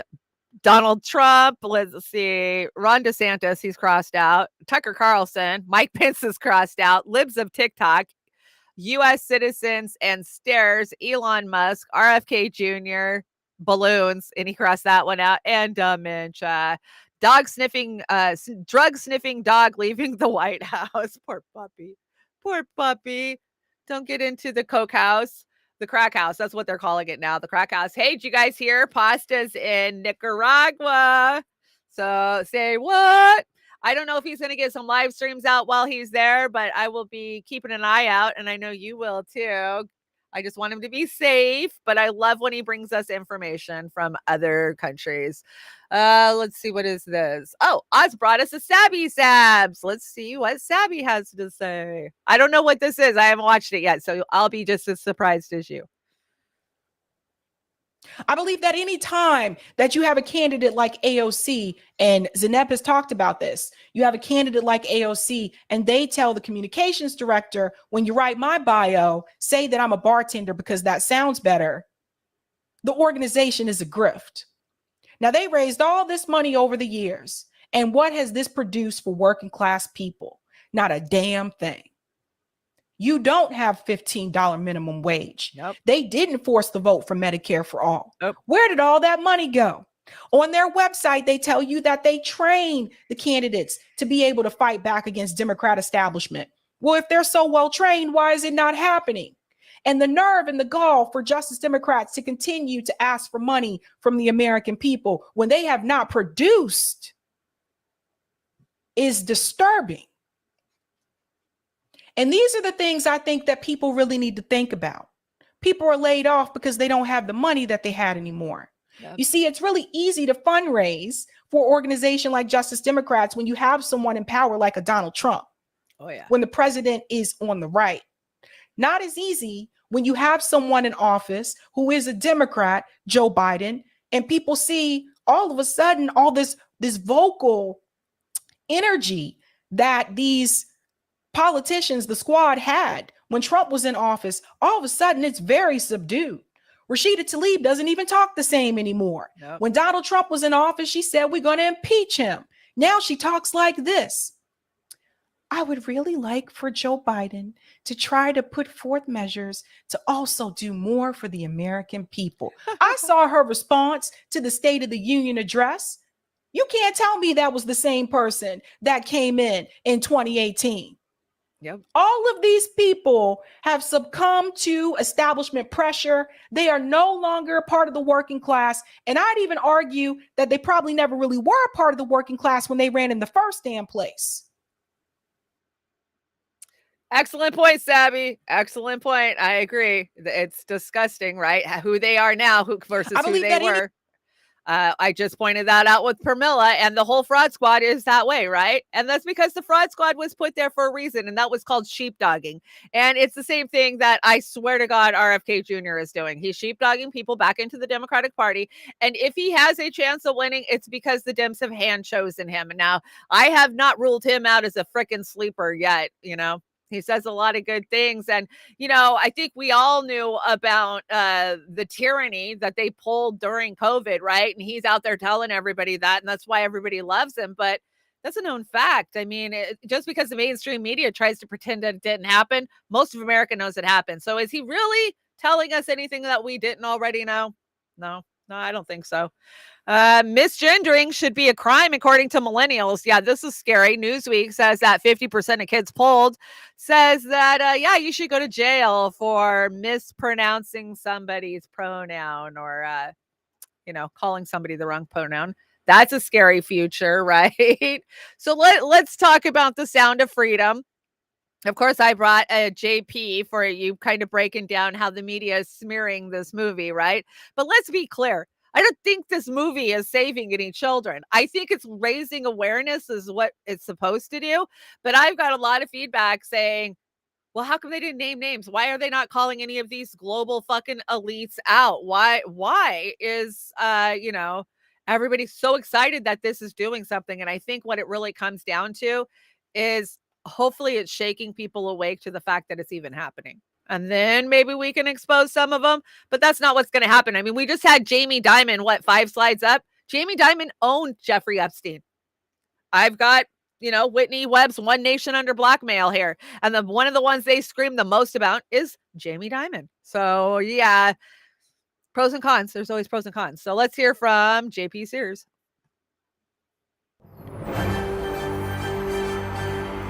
Good evening and welcome to a special Cover Our Tracks report. Why are we on the left panicking over the movie The Sound of Freedom and the realities of child trafficking that it exposes? Why are Rolling Stone, The Washington Post, CNN, and other trusted outlets smearing the movie and creating a narrative that is fueled by crazy conspiracy theories? Well, in doing so, we realize it looks like we're trying to convince people that child trafficking isn't a problem at all in order to protect vile predators. And that kind of makes it seem like we have some kind of vested interest in child trafficking, almost like we support it. So tonight we'll be covering our tracks by telling you why Sound of Freedom deserves to be bashed and why we're not guilty of doing what we're actually doing. Starting with the facts. Sound of Freedom is based on the life of Tim Ballard, founder of Operation Underground Railroad that sets up sting operations to rescue children from sex trafficking while putting predators in jail. To date, they've rescued over 7,000 children and helped to make over 6,500 arrests of predators. Pretty impressive statistics considering child trafficking doesn't exist. Now to the movie. Released on the 4th of July, Sound of Freedom has come out of the gate as the #1 movie in the country, beating out Indiana Jones that was backed by a mega budget of $300 million. Sound of Freedom was only backed by a budget of truth, and its success suggests that truth spreads and wins based on its own merit. But we believe the truth is worth less than money, and the reality that Sound of Freedom exposes isn't truth you can trust. That's why we're here to feed you lies that you can trust. Now, listen closely because the brainwashing is about to begin. Our working narrative that we're aggressively smearing the movie with is that it's based on QAnon-fueled conspiracy theories. Let's hear more. The now definitely not complicit in child trafficking Washington Post calls Sound of Freedom a QAnon-adjacent thriller seducing America. Seducing America into what? Not caring about and being willing to stop the heinous abuse of children by the most vile predators on the planet? Yeah. Trying to trick Americans into that isn't good for their interests. The Washington Post tries to discredit the film further by discrediting Operation Underground Railroad itself by proudly stating that Glenn Kessler, the Washington Post fact checker who has yet to find a single fact but keeps trying, found no evidence of Tim Ballard's claim that 10,000 children are smuggled into the US each year for sex trafficking. You're doing God's work, Glenn, and also doing a great job of not finding what you're not looking for. Yeah, disgusting. The level of smearing that's been going on from these legacy shitlib media, it just tells you how worried they are. And, somebody said to me in Saturday Night's chat, like, who are these people that aren't getting called out? Well, we know who they are, right? I mean, I'm not accusing anybody, but I'm saying there's been a lot of people connected to Nickelodeon that have been accused. Let's not leave out KinderCare, and definitely not the Clinton Foundation. And I could have added so many more to this, like, Disney and Hollywood in general. So yesterday, The Atlantic put out an article claiming that child trafficking was fake, a fake epidemic during the unfolding of the Ghislaine Maxwell trial. Here's a photo of her looking really cozy with Lauren Powell Jobs, Steve Jobs' widow. Lauren owns The Atlantic. So, and guess who's on the board of The Atlantic? Chelsea Clinton. Imagine that. Or if she isn't any longer, she was. She might have moved on, right? Because that's what happens when you're an elite, when you are a child of an elite, the nepotism, your dad, you'll get appointed to a board because your dad's good friends with somebody. And then you spend some time on that board, like, I don't know, Burisma, and you make a shit ton of money. That's how this works. That's how they keep it all in the family. And that's why they don't like new money. It's all about the old money, right? Coming soon, Spirit of Halloween. Yeah, that's funny. And no one gives a shit. Get a second job. Learn to code.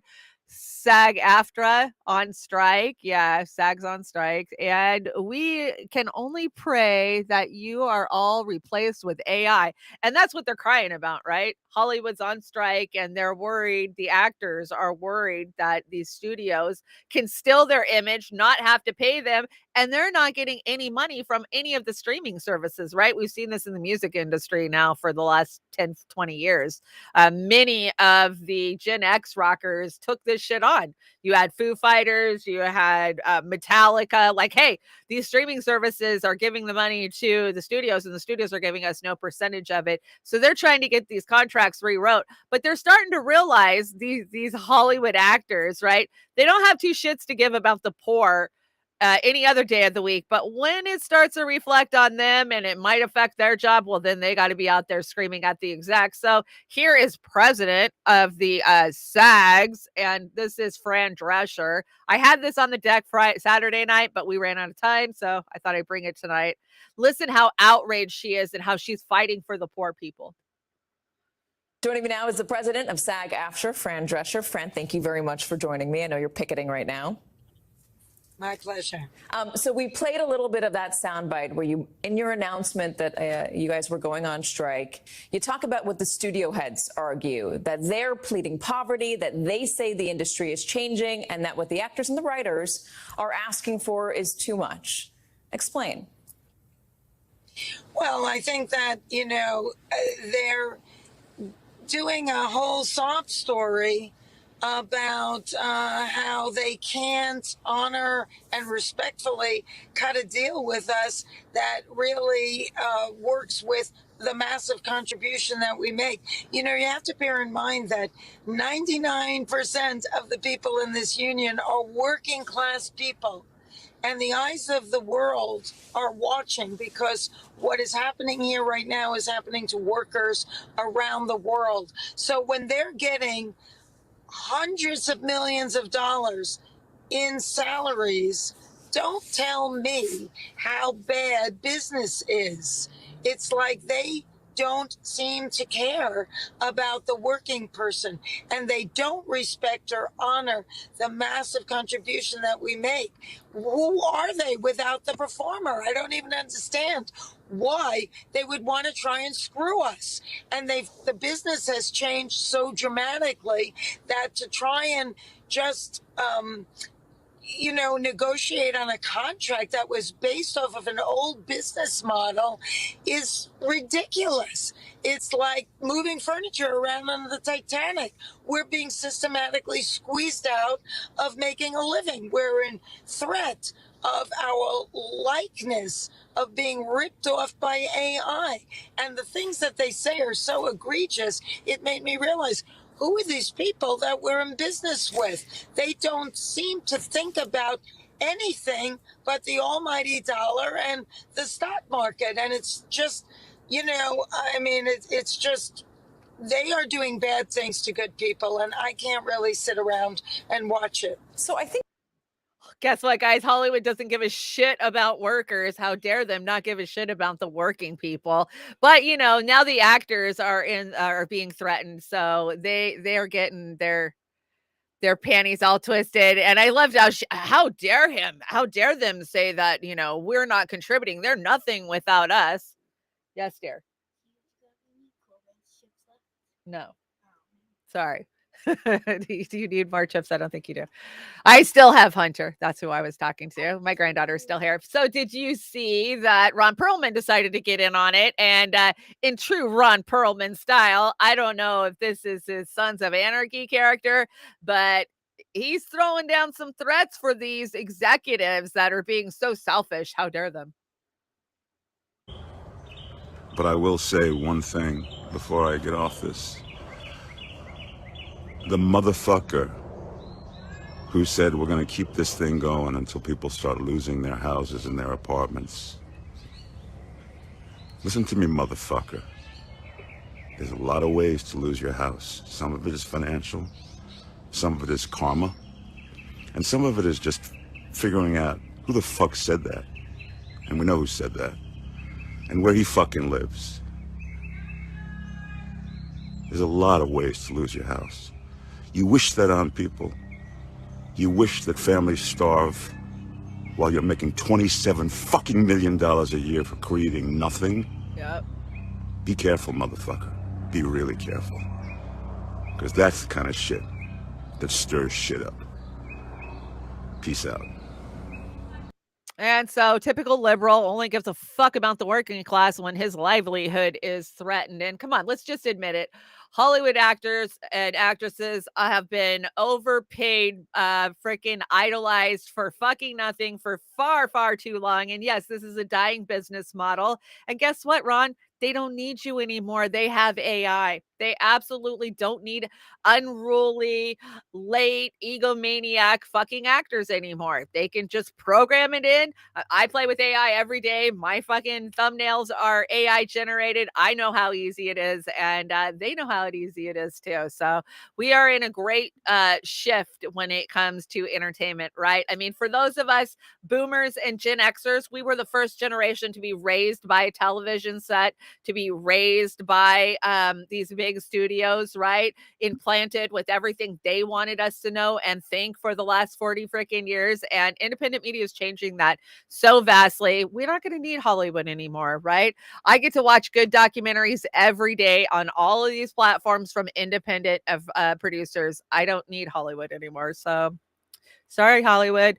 So Barry Diller, I don't even know who Barry Diller is. He was on Face the Nation. Actor and writer strike could lead to Hollywood's absolute collapse. Promise?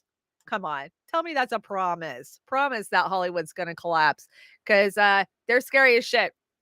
So talking about AI, have you guys seen the cursed Heidi alternative version? Okay, so somebody went and asked AI for an AI version of Heidi. Remember the old World War II, pre-World War II Heidi, she lives in the Swiss Alps, right? Right? Heidi.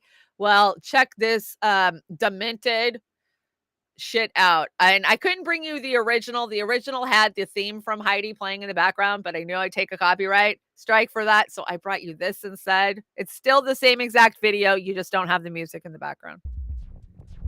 Look at how disturbing this shit is.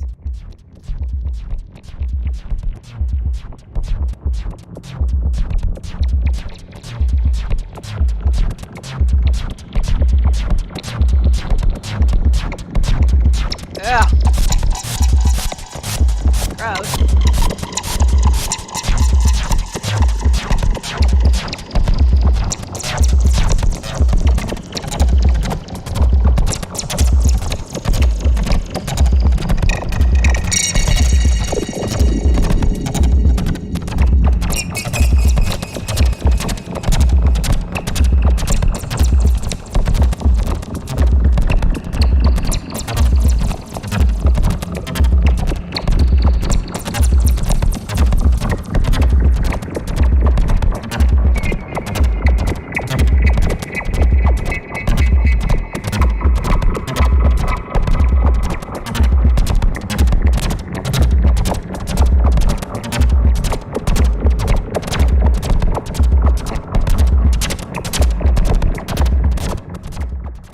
So what is AI telling us? That we're all sheep eating Hollywood's propaganda? I mean, we are the sheeple. That's what I see. And I just got to say, the AI should have hired Oz the Boomer because he can do a much better face at refacing than they did. Holy crap, that was scary.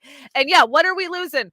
We're losing the CIA, aka the CAA, writing every script that we watch, because that's what they've been doing for many years. The defense, the military industrial complex, they have got a hold of Hollywood. They've had a hold of it. And everything we've been buying into for so many years has been shoved by them, right?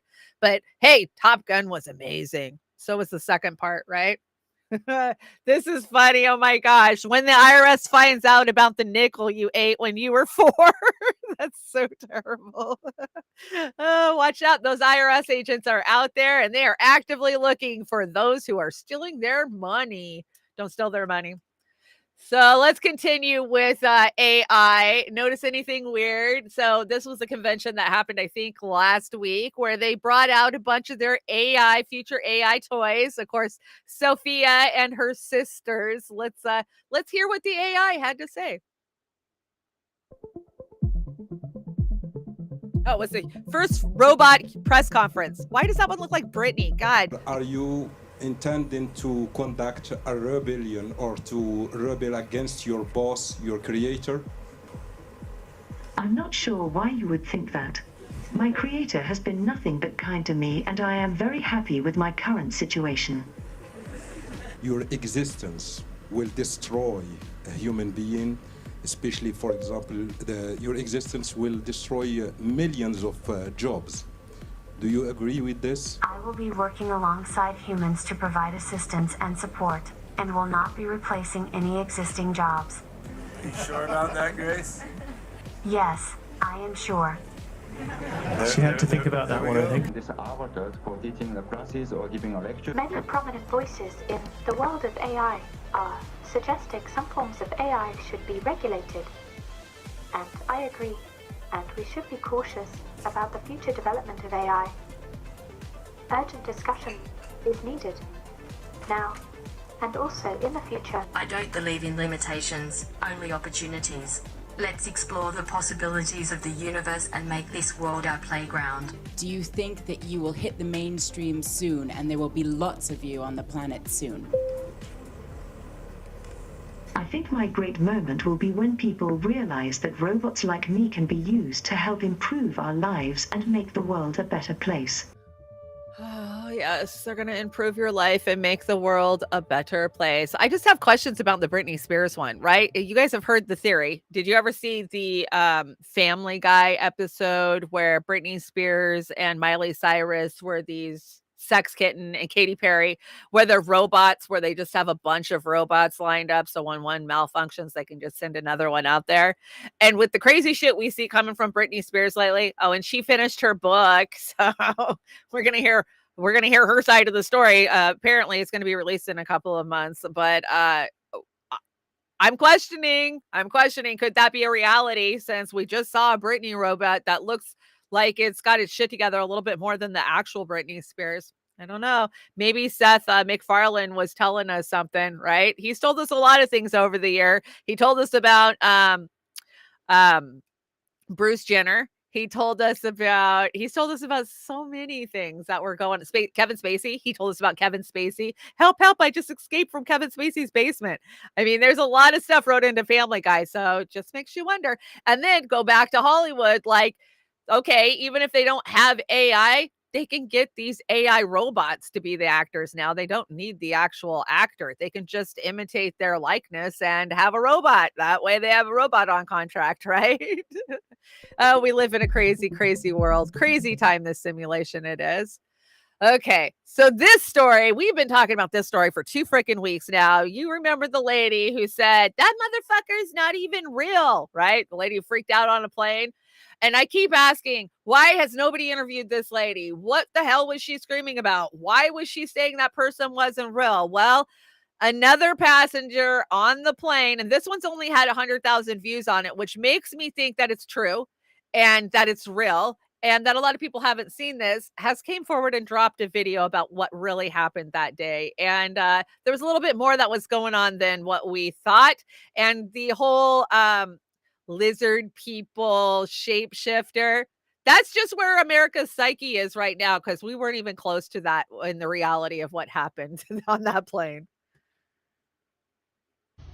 Okay, so for everybody who has seen the viral video of the crazy lady that got kicked off the American Airlines flight yesterday going from DFW to Orlando, I just kind of wanted to clear up some things because there's a lot of people that have a lot of questions. So we all boarded the plane. We were on time. Everything was going fine. There was no issues. This woman boarded the plane. We actually took off, like we left the terminal, and we were pulling out onto the runway, fixing to take off, and all of a sudden, so this lady had been drinking prior to getting on the plane, evidently. Some people said they seen her at the bar next to the terminal. Anyway, so she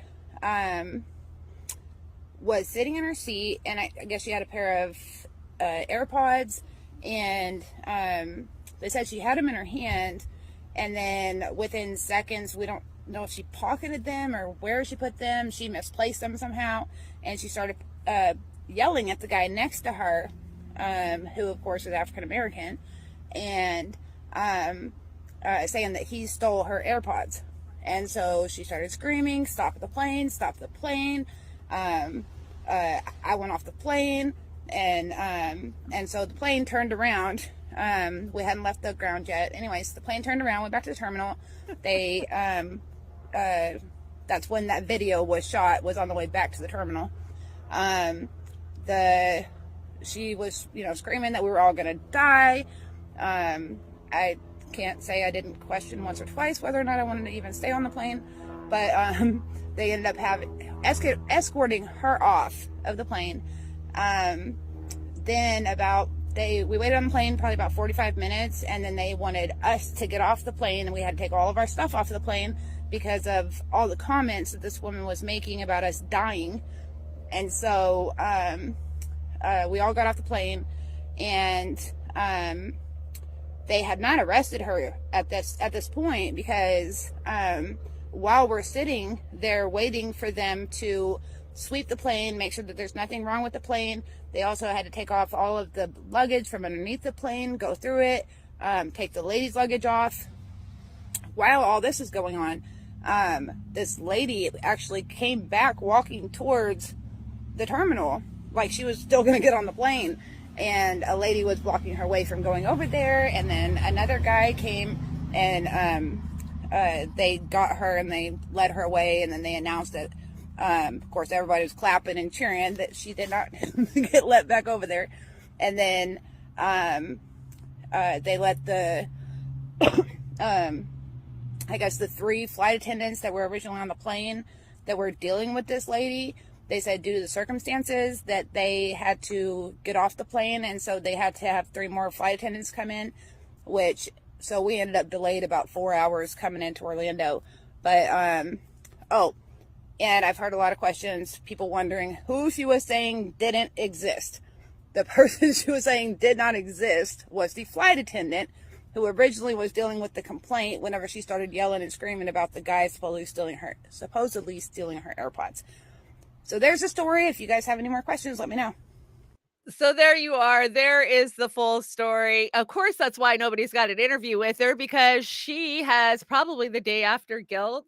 And are you going to come say hi? You never come say hi, Mr. Handsome Boy. Come on. My cat wants to come up and say hi. Come on, Big Fluff. Come on. Coming up. So that's why we haven't heard from her. She has one of those embarrassed drunk moments where I would not be wanting to come forward either. And the fact that these poor people on that plane, they had to take them off the plane, take all their luggage off the plane, get new flight attendants. I would have been pissed. So I can see why she is freaking hiding, and let us not forget the amazing cover that came out of this. Right out, telling you, right out, telling you, right out, right out, right out, telling you, right out, telling you, right out, telling you, right out, right out, right out. I don't get too fucked. I don't get too fucked. I don't get too fucked. I don't get too fucked. I don't get too fucked. That motherfucker back there is not real. Not real. Not real. That motherfucker back there is not real. Not real. You either believe it or they cannot believe it.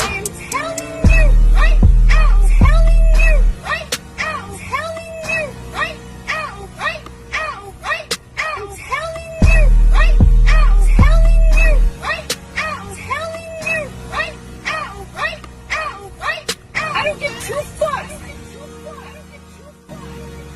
I don't get too fucked. That motherfucker back there I don't get too not real. Well, I will be keeping that because that is an amazing song. I don't give 2 fucks. And I'll probably be sharing that with some political post. I don't give 2 fucks. Okay, we got one more section left on today's show. Do you guys see this? Swimmers injured in dolphin attack at Japan Beach. One man broke his rib, in which the 6th attack in the same region this year. So, the article, I had the article, but it didn't say much other than they literally are attacking swimmers. They're biting their arms. They're like jamming them, ramming into them with their bottlenose.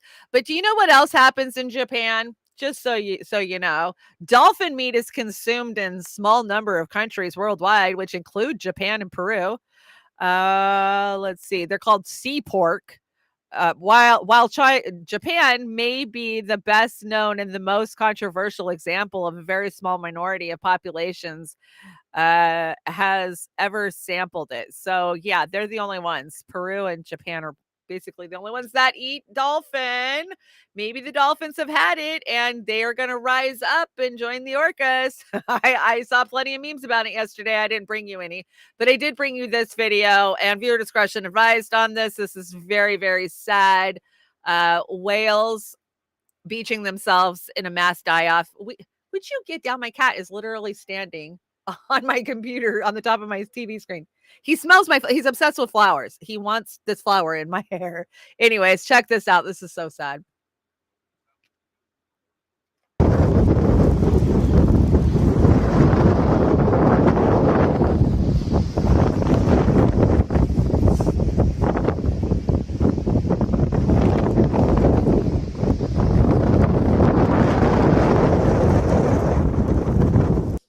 Now that was off the coast of Ireland, I believe. And You know, I live on the Olympic Peninsula. Of course, we have the killer whales up here. We have the orcas, and every time our military goes out there and starts fucking with them, sometimes we'll see this. So it always makes me question what's going on under the water that is driving them to want to beach themselves. And this is the mass extinction, right? We know we're in the biggest extinction in history. I don't know what my cats are just being crazy right now.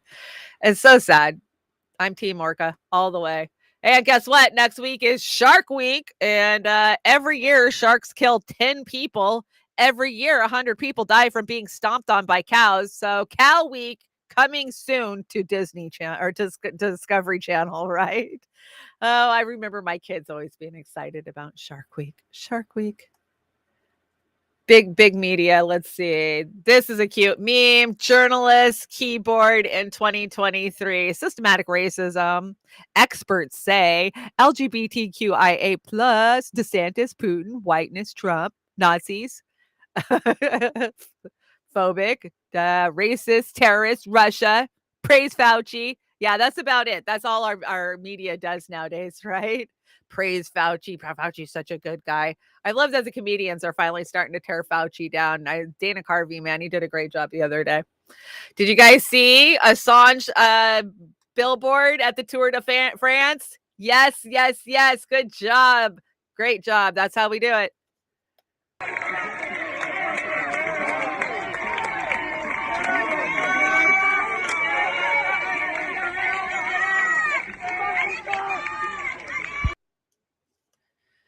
Yay, that's good. I mean, here we are getting closer and closer to Assange being extradited to this country so our country can murder him. And yeah, nobody wants to seem to talk about it or cover it. So I'm glad to see that pop up at the Tour de France. I mean, the whole world needs to be yelling to free Julian Assange. Free Assange, free Assange. Gray Walker, join third parties. Yes. Dolphins and orcas are the same family, look like they're declaring war. I agree. I absolutely agree. I hope they are declaring war, and I am team orca, dolphin, all the fucking way. Knowing what we've done to them, just go watch Blackfish. If you've never watched Blackfish, you will bowl your fucking heart out and you will hate humanity. I mean, that was one of my very first big punches in the guts for, you know, we were raised on that stupid bullshit of let's go to SeaWorld and see the whales and the dolphins do tricks, you know. Nobody even gave it a thought that the thing is living in a bathtub that's 10 times too small for it, like they can swim, you know, hundreds of miles. And no, here, just do a circle in this little bathtub every day. They got some revenge coming. They got some serious revenge coming. And I think they've had it. Because all over the world, we're seeing the marine life come together. Maybe they're tired of having their habitat polluted by us. Maybe they're smarter than we think they are. Right? I don't know. You guys can write Julian Assange. Please write Julian Assange. It's so easy. Just screenshot that. You can write him a postcard. You can write him just a one-page thank you for what you've done and how you've helped us know what our government is doing. It's that simple. And help keep his spirits up. And I can't imagine, you know, sitting there for 4 years being charged with the stupidest shit that any other person wouldn't even have gone to jail for. And yet he's sitting in there rotting, waiting to hear if one person's going to decide if he's going to be extradited or not, right? Because that's really what it's going to come down to. One UK judge is going to make that decision and somehow shove it down the rest of our goddamn throats. So careful what you wish for, Biden, because once you do get Assange here, it's going to be a whole new level for us activists. I promise you, I'll be moving to DC for the duration of it, most likely. And so will so many other actors or activists. Okay, guys, I think I'm out of here. I pulled off a Monday. I'm so tired. I don't even know when I have a day off anymore, but I'm adding more shows. Guess what? I'm going to do a movie night on Friday. So Trailer Park Pundit, movie night, special feature, 1992's Hobo. Now, I have personal friend who was featured in this documentary. Remember, this was 92. Documentaries, when they were being made, it was a whole production. It's not like us going out with our iPhone and capturing some footage and calling it a documentary nowadays, you know. And it was a dying art then in 92. This is jumping the rails and riding the rails like the hobos that we grew up knowing and seeing, you know, with the stick over their back and their little satchel, right, and their hat. I I lived on a commune. You guys know this. I lived on a commune when I was 18, 19, 20 years old. And these were some of the people that I encountered. And I can't wait to introduce them to you. I can't believe I found this movie. I literally saw the movie before it came out in 92, and I never thought of it or heard of it again till it just spontaneously showed up in my news feed the other night at like 1:00 in the morning. I was just like, oh my God, I haven't seen this movie or heard of this movie. I haven't thought of this movie. I haven't thought of my friends in so long. And sadly, so many of them have passed on now, but I can't wait. I can't wait to introduce you to Scotty and the Hobos. And there is still some hobos out there, but it is such a dying art. And really, a lot of it comes down to our government cracking down on them, sending agents after them. But I think it'll be interesting, especially with the breakdown of our infrastructure that we're seeing now, the big difference between 92 and now with our infrastructure. So that'll be fun. So 7:00, Rokfin only, Trailer Park Pundit movie night. And hopefully we'll have the Boomer back for Beauty and the Boomer on Saturday night. I think I mean, if he doesn't feel well, I don't want him to do it, but I think he's going to come back. Of course, we're going to do Christmas in July, if it's still July. I can't keep up anymore. And I will be back for all my regular shows this week. No Thursday show with Pasta. Obviously, Pasta is in Nicaragua. So make sure you're following his tweets and his videos that he's putting out there. I appreciate you guys stopping by. Everybody hung out. It was kind of a quiet Monday, but that's okay. We'll take a quiet Monday. Hey, Rokfin, what's up? Jeff Brewery, glad to see you. Who else is over there? Dingo. Ellie, welcome. Welcome. Let's see. Aram. Hi, Aram. So glad to see you, Aram. I know how much you help, Aram, so I appreciate it. And I'm sure Pasta's appreciate it too. Jim, good morning, Aram. You want to come say hi, Hunter, before I say goodnight? Denver Attaway, say goodnight. That's how tired I am. You going to come say hi? Don't knock over my stuff, though, please. She's a bull in a china shop. She got a new PS4 this weekend, so she is gaming away. I was just eating, so I was watching YouTube. You're watching YouTube? Yeah, she's just like her now. She's stuck on YouTube. Okay, well, I think I'm out of here, guys. I got a great closer for you. Oh, let me check my notes. So TPP notes. Wednesday, of course, we are going to close with Trailer Park Blues. If you've got something you want played on Trailer Park Blues, send it to me. We're going to start out with some Curtis Mayfield. Then I got some other stuff lined up. You guys are sending me this stuff, so I'm just writing it down, and then as we get to it, I'll throw it up there. So you guys produce the show. And, of course, movie night on Friday, Hobo, and then Might GoFundMe. Help Chanda get to the Land of Oz. That is in the description box below. We're going to go make some cosmic brownies and clean the house because it is trashed. I got a great closer with Tom Petty this morning. You're so bad because you are so bad, but you're the best I ever had. So thanks for joining me, and I will see you Wednesday morning for the midweek recap. Have a great day.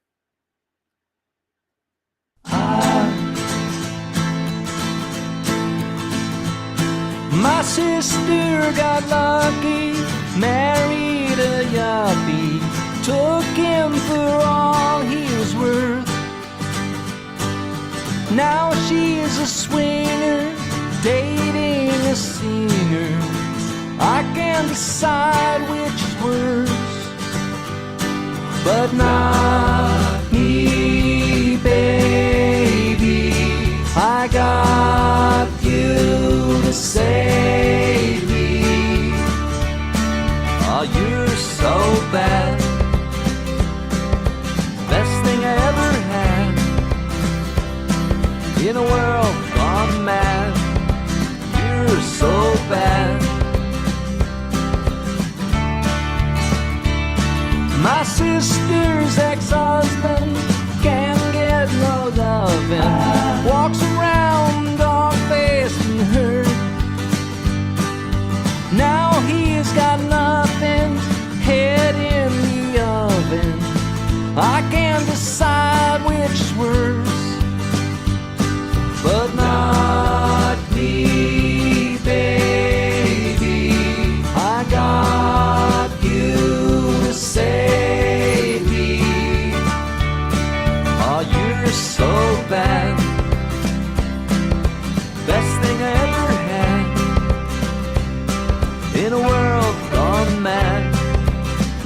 you're so bad.